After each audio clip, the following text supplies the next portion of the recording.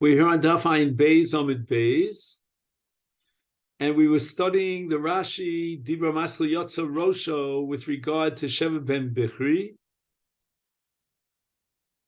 Sheva ben Bichri was handed over to be killed for the sake of saving the rest of the city, and we were wondering whether or not those who were surrounding the city had earmarked Sheva ben Bichri. And we quoted a Yerushalmi in Trumos where the city was surrounded, and they said, if you don't give us one of you, will kill the whole city, and we have to all die. Unless it's Yichdu Lahem Echad. They specified who they want, like the case of Sheva ben Bichri. And Reish Lakish says that Sheva ben Bichri is Chayev Misa. And Rabbi Yochanan disagrees in the Yerushalmi, and he says, no, he's not Chayev Misa. So we have here a case where the Goyim specified which person they want, and they demand that he be handed over to them, and if not, they'll kill the entire group. So Rabbi Yochanan says we'll give him over, because if we don't give him over, he's going to die in any event. We're all going to die. And we're not playing God over here because they specified that one person. That's the one they want. And Reish Lakish says, no. If he's not Chayev Misa, we can't give him up. The whole city will perish, even though A, he himself will also perish, and B, he himself was earmarked by the Seyas Goyim or whatever. So we were trying to figure out why, according to Reish Lakish, can't we give up so-and-so who's going to die anyway if we don't give him up, and he was earmarked by those who go around, those who force them.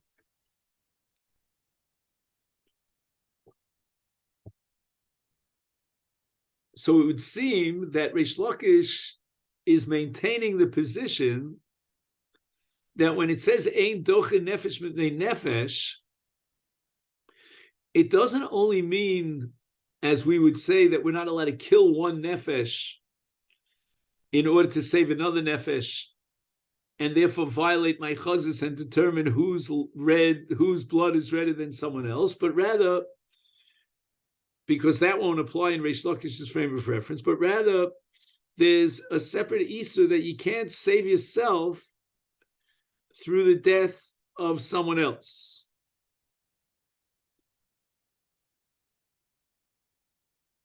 Now, what does it mean through this death of someone else? You're not killing that person. You're giving him to the Akum, who doesn't want anyone except for him, and then the Akum is going to kill him.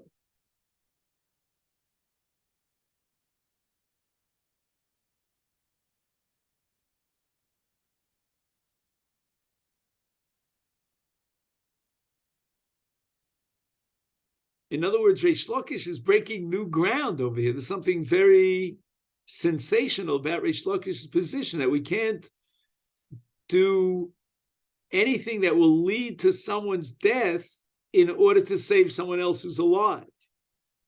And not only that, we're causing someone to die who would anyway die even if we didn't cause him to die, even if we didn't hand him over. But there's some sort of prohibition that you can't save yourself through the death of someone else, even though you didn't actually kill that person. But if you're going to set up his ultimate death, in other words, the way they're going to kill him, and you're doing so for the sake of saving your own life, that you're not allowed to do. And the question that we raised at the end of yesterday's discussion is that the basis perhaps for Ben Ptura, and maybe even Rabbi Kiva, but the case with two people in Bab Metzia, Shnaim Shoyom Malchim B'derech B'yad Echad B'em Kiton Shamayim, one of them has a canteen of water. If Shosim Shneim Mason, if they split it, they'll both die. If Shosech B'em Magil Yishuv, he'll have enough hydration to reach it to the urban center and survive. Is Ben Ptura said, Mutav Sheshneim Yishtu V'yamusu. Let them both die, meaning we'll split the water and they'll die. Right? Because if you would save yourself by drinking the water, then that's going to cause the other one's death. That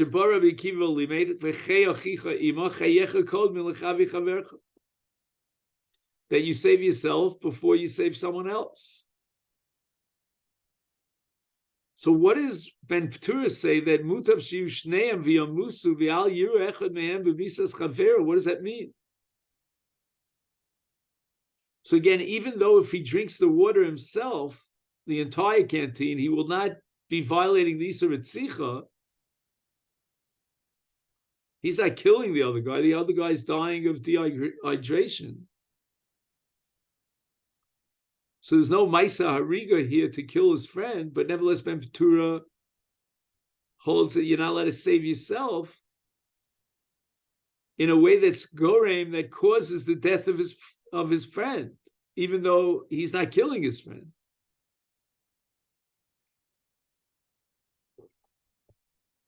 So that certainly will give us a little bit of a way of understanding Reish Lakish, meaning by handing over this guy, it's no different than drinking the water and letting this other guy die. So even if it's not a Ritzicha, but it's a gram Ritzicha, sort of a gram Hariga, and for what sake, for what purpose? To save yourself.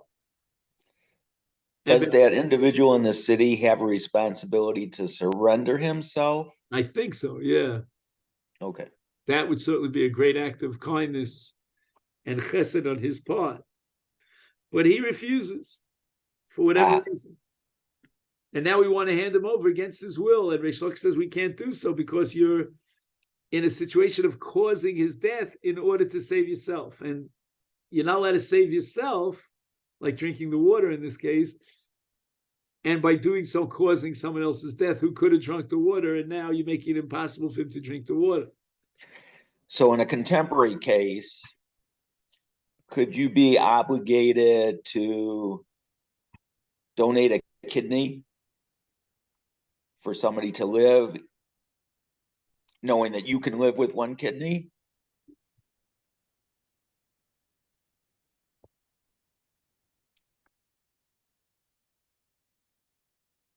So I think that question goes under a slightly different subject matter, a different issue, and that is,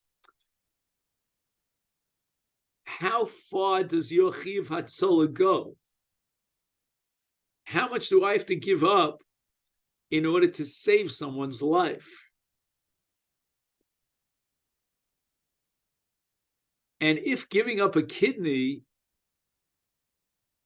and this has to be determined, would be a in and of itself halachically a danger. Again, I'm not talking about what the medical profession would define as a danger, but what the halacha would define as a danger. Then the question becomes, do you have to put your life into danger to save someone else's life who's going to definitely die?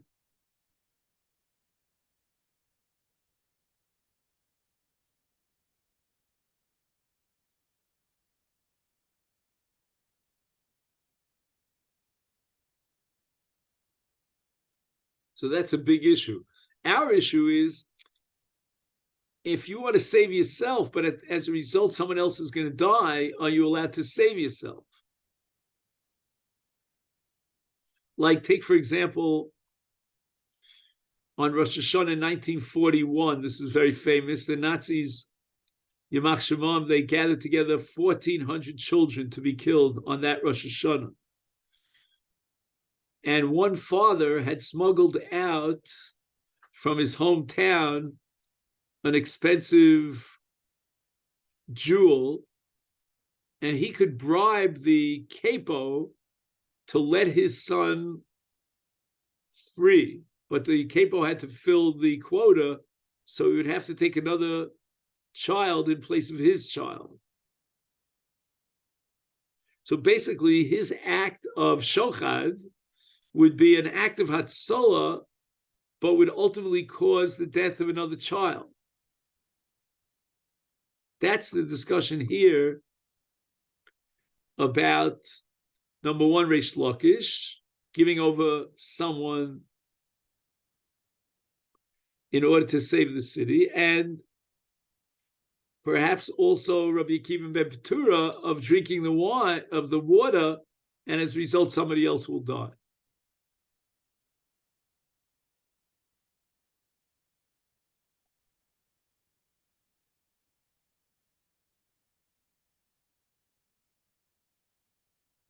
I don't know if you ever heard, there's a sefer called Bima Makim, in which I think his name is Rav Oshri. He somehow survived the camps, and he was considered like the rabbi in that camp. I mean, again, he didn't look like a rabbi, you could imagine, but they came to ask him questions. They knew he was a great scholar. And this was one of the questions he was asked, and he wrote it up after the Holocaust. Can a father save his son, knowing well that as a result, another child will be taken out to be killed?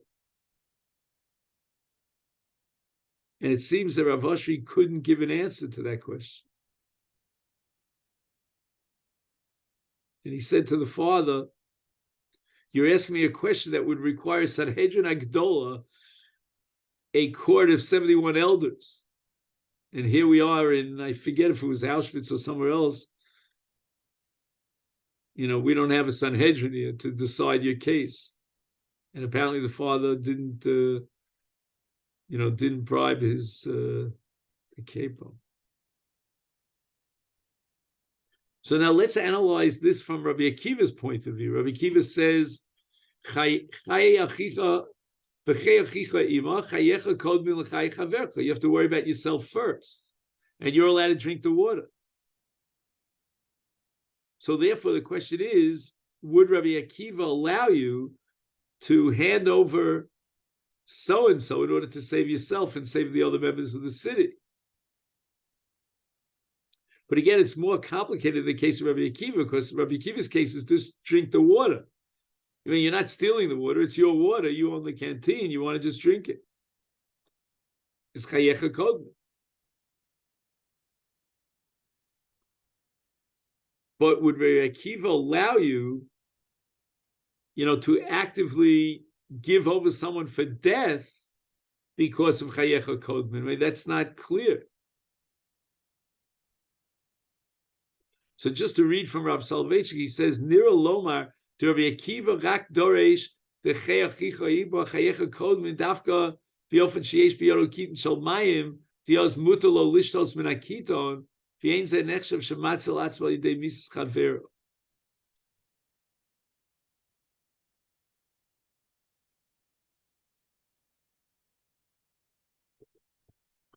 So the question now becomes, what happens if the water, you remember we used to play as a kid, steal the bag, you remember that game, So what if the water was in the middle there and nobody had ownership? Are you allowed to jump on the water and take it for yourself?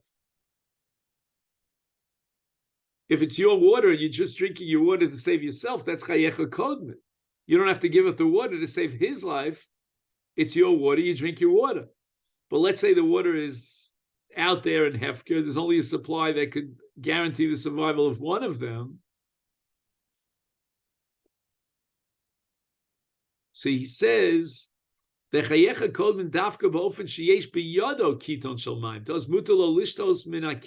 drink from his own canteen of water. He's not saving himself. And that's where chayecha kodma kicks in. But if there was a kiton shalmayim on the ground, like Hefker, is Yeshloma di Afra Bekiva,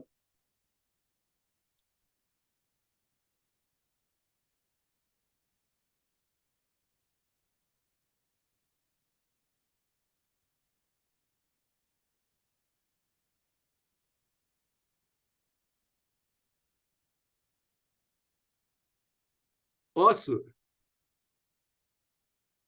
Also, liechad mehem litol asaki. So I don't understand. They're both going to die.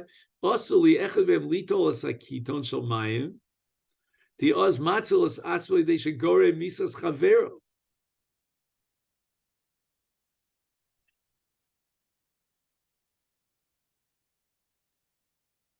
V'rak va'ofen shekvar yesh biyodo kiton shel mayim darash Rabbi Akiva de mutalo lishtoso mikeva de chayecha kodmen.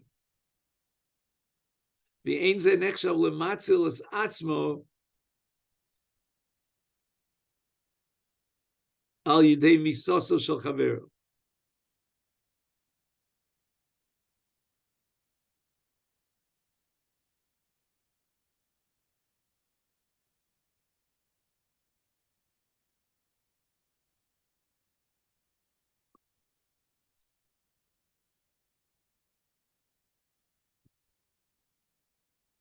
This is a pretty heavy chumrah here.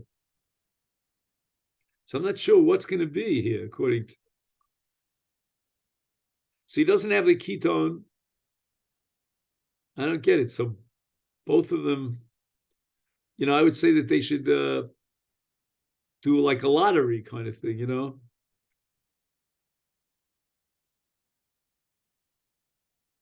It's hard for me to believe that according to Rabbi Akiva, they both die. I mean, that's what Bet Peturis says, even if he owns and possesses the ketone shalmayim, they'll both die. I was always of the impression that according to Rabbi Akiva, they're not both, one will die and one will survive.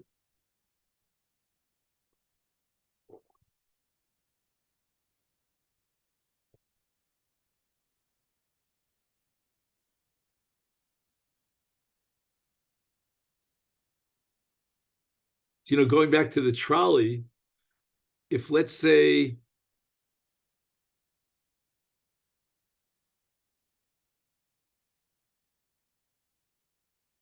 I don't know how you would imagine a case where he himself, the driver,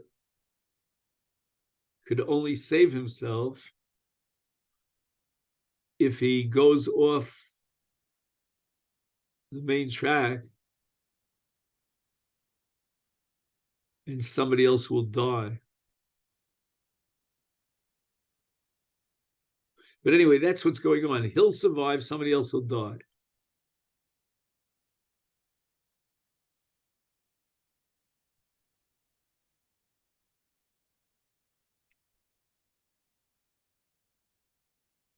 So again, we started with a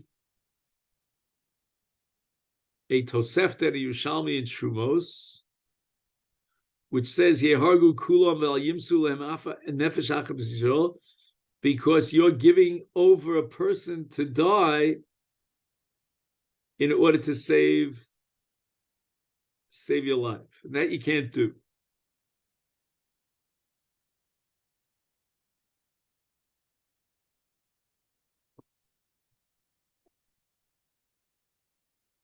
But then keep in mind, in that very same Tosefta, it says that if they earmarked one of them, then Rabbi Yochanan says you're allowed to give him up, even though he's not chayav misa.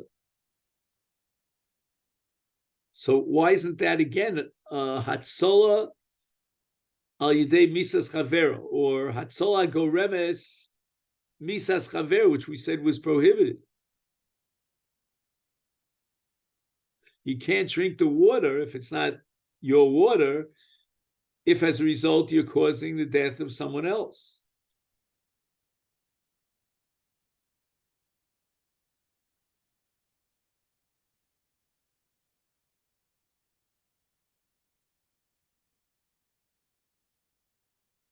So what does Yichduhu accomplish that they earmark that one person? Maybe it makes him into a Gavra Ketila or something like that. I don't know.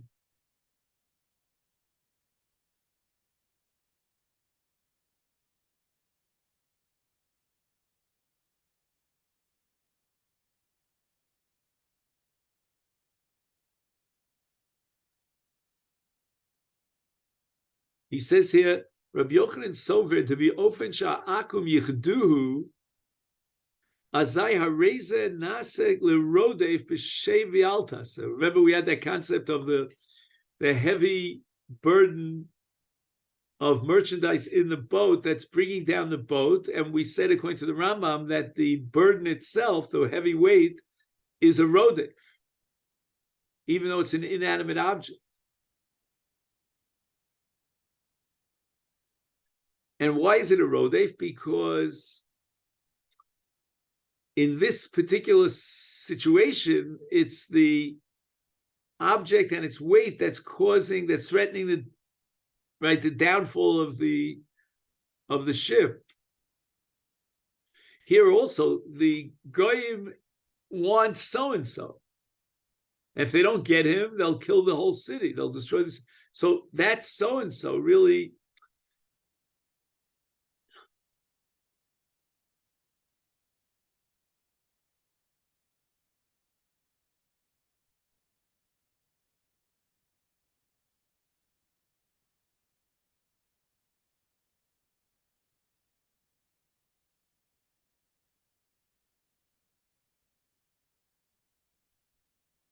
I don't get it.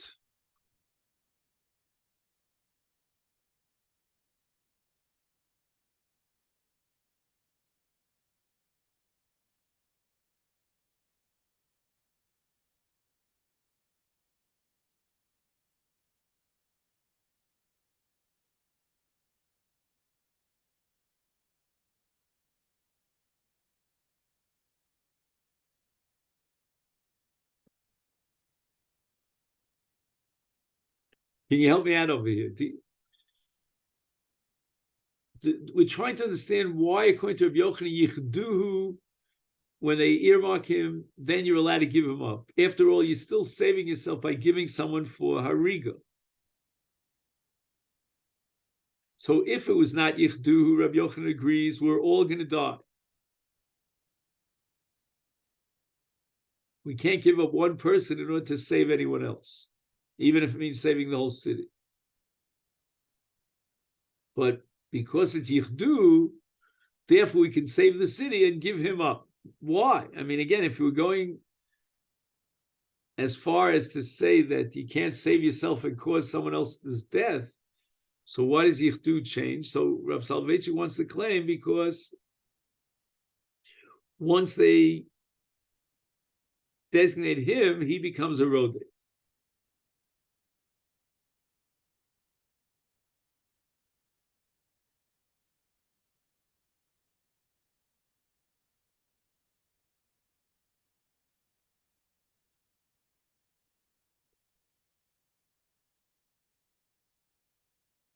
But we said that a rodef is chayiv misa. We kill him not only to save the nirdaf, but also because there's a chayiv misa on the rodef. But we had the case of a katan, and Rav Huna said that because that's a rodef for kumvaseh, and then we don't need the chayiv misa. We just operate with hatzolas hanirdaf when there's a ma'aser etzicha. The chiddush here is that there's a rodef b'shevi altaseh, and will kill the rodef even without a chiyuv misa. And that applied in the case of the ubar, because now we could weigh one nefesh against the other.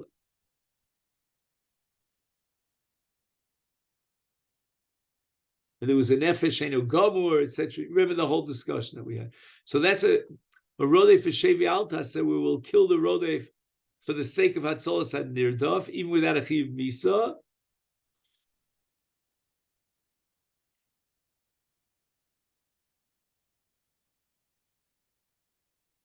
But that's only, right? So that's rodef for shevi altas, but that's only if you can evaluate one nefesh against the other. But here we're not talking about an ubar. We're giving up a man to die.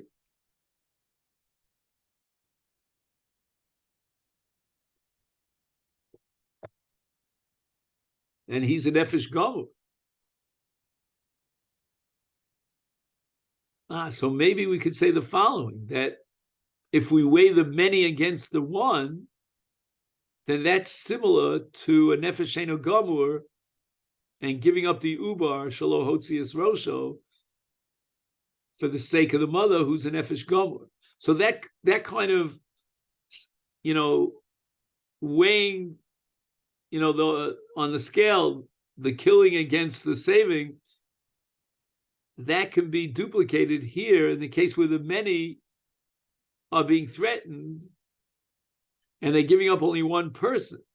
So if he's a rodef b'shevi altasa because yichdu, then we'll kill the rodef for the sake of atzolas nirdof. You'll ask me, but you're killing an nefesh gamur.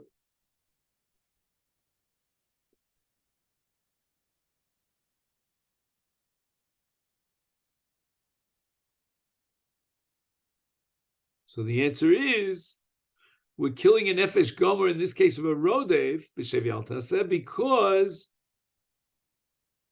we can weigh the many against the individual. And we don't apply the principle of ein doche nefesh b'nei nefesh.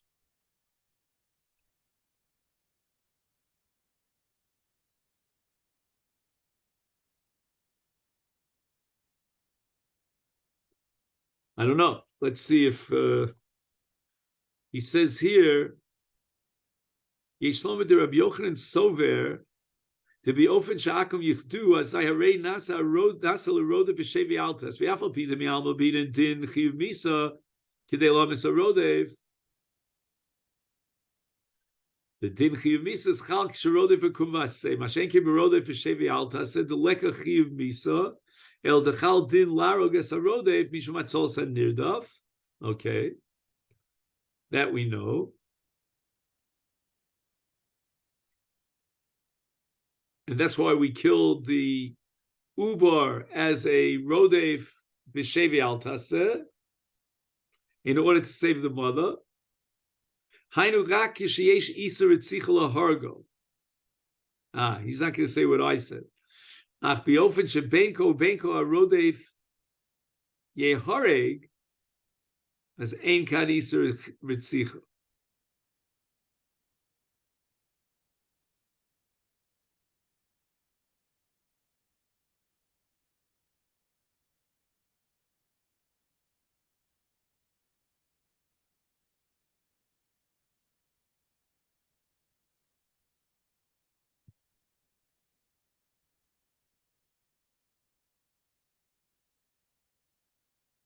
So this seems to be the key line here.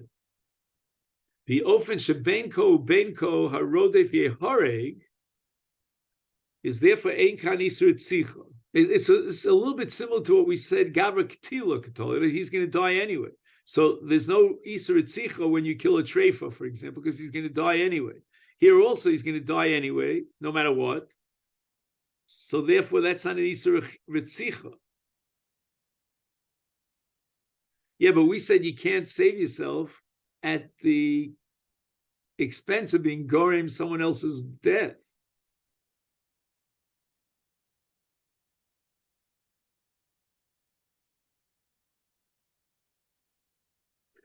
So that doesn't apply over here because he's a rodef.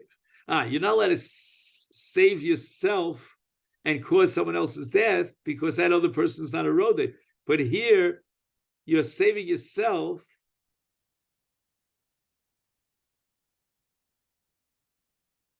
and giving up the rodef. Just 1 second. What did I want to say?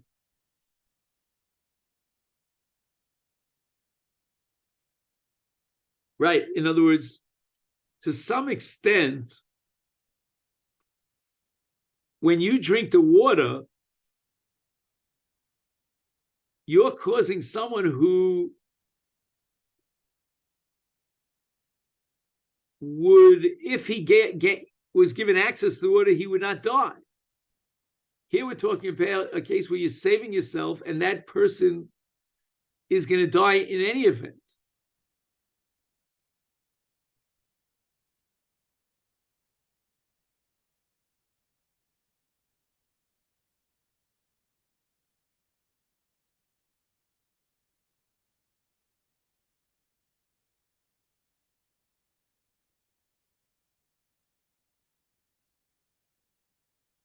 So again, you're not allowed to save yourself through causing the death of someone else.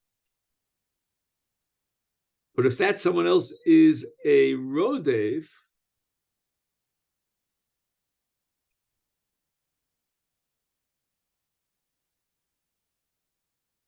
then you could save yourself and kill the rodev.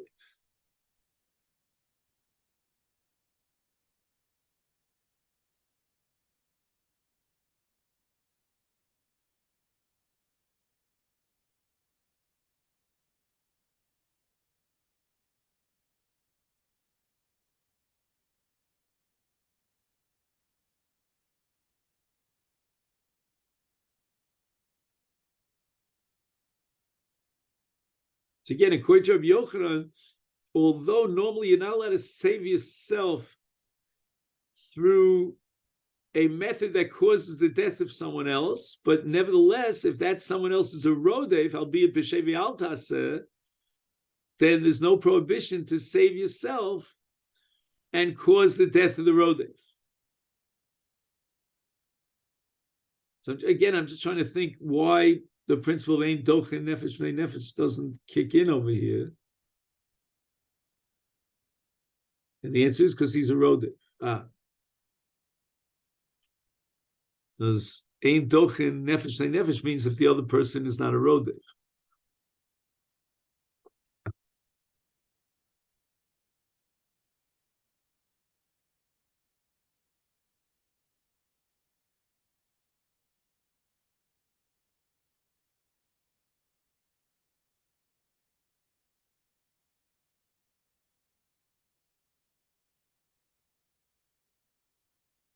So again, you can kill the rodev who's a rodev b'shevi al taseh in a case where he's going to die in any event.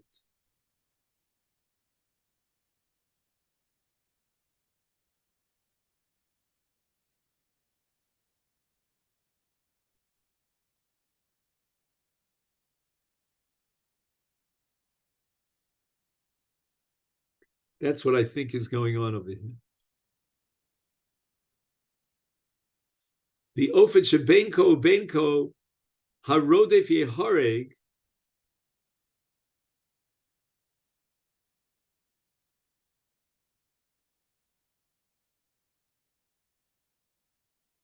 afilim hu rodef b'shevi al taseh mutar lemosro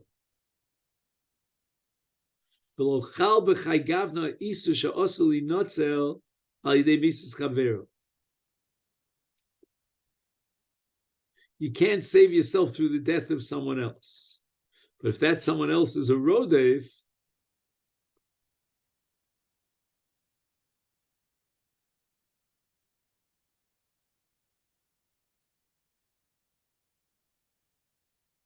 then it's mutar lemosro.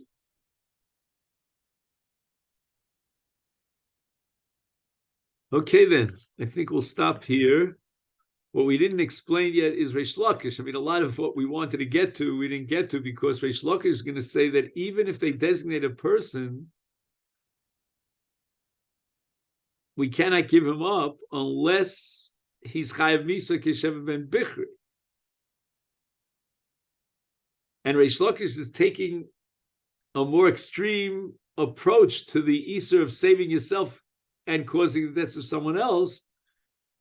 And that's going to apply even if that someone else is a rodef b'shevi al taseh. Or maybe according to Reish Lakish, there is no such entity as a rodef b'shevi al taseh.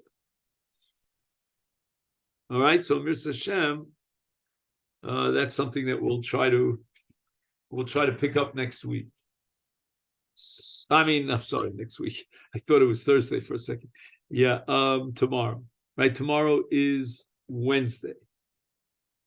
Okay, then. All right, thanks, and have a great week. And we'll see about the that opportunity after Purim. Maybe my wife's in Avelis.